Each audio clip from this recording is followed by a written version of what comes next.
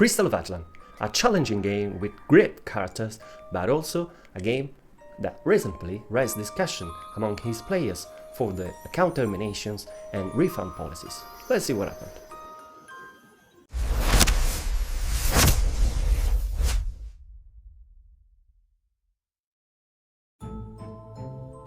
Imagine being banned for 10 years from your favorite game and being not able to appeal the decision. Crystal of Atlan, provided by Skystone Games and Nubes, is a fascinating MMO with energy, the main time gate mechanic. Across all major digital stores, the game is rated PEGI 12. But looking at the terms of service, we read the services are only for users 13 years old and over. But now, the mandatory screen you must agree to before playing. It requires you to declare you are at least 16 years old. The game's own legal framework is in direct conflict with its mechanical gateway. From the very first click, the user is presented with a contradiction, and this is relevant especially for minors, considering you can start playing on PC just by launching the game and you have not to create an account previously. This is not the only pattern we will observe today.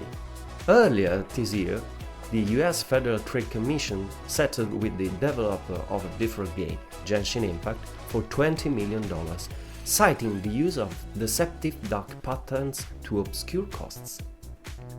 But, well, when we place the in-game currency stores side by side, we observe a remarkable similarity in the design, with a multi-layer currency structure.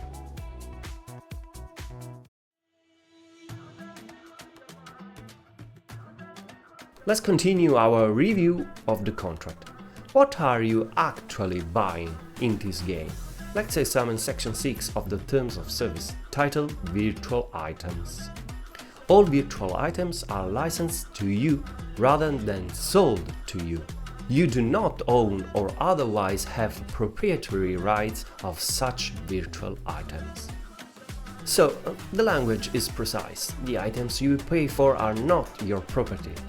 You are paying for a temporary, revocable license. And now this gets interesting. What about refunds? For a player in the European Union, the law provides a 14-day right of withdrawal for digital purchases. Let's see how the contract addresses this. You will lose this cancellation right if you provide prior express consent to begin the download of that content, and acknowledge that you will lose your cancellation right. So the law requires express consent to waive this powerful right.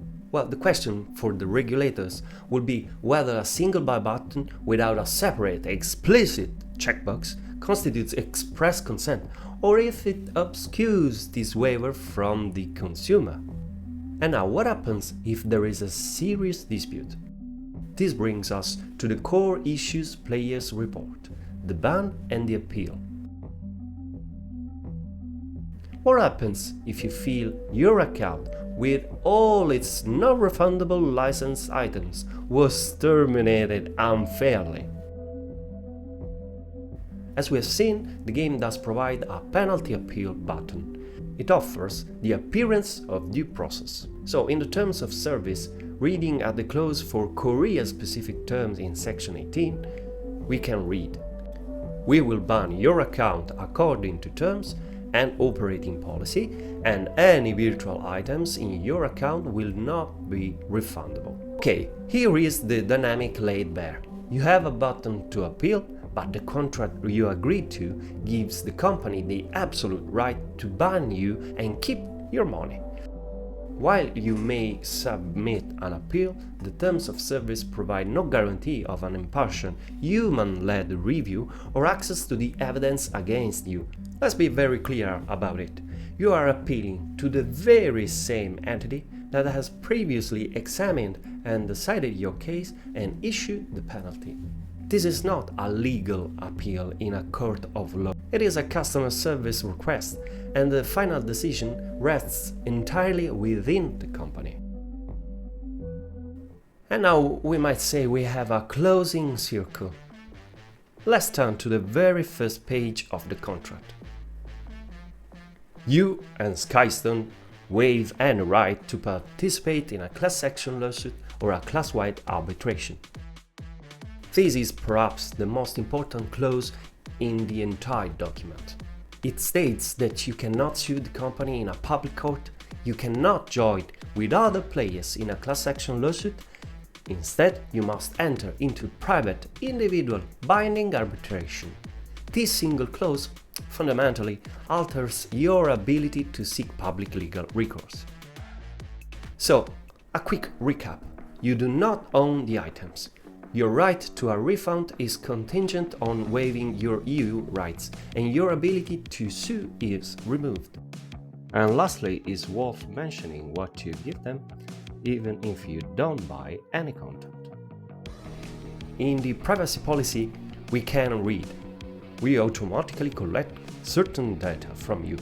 Such data includes your IP address, time zone settings, the model of your device, mobile device unique identifier, device ID, operating system, Android ID, and so on. The list is very long.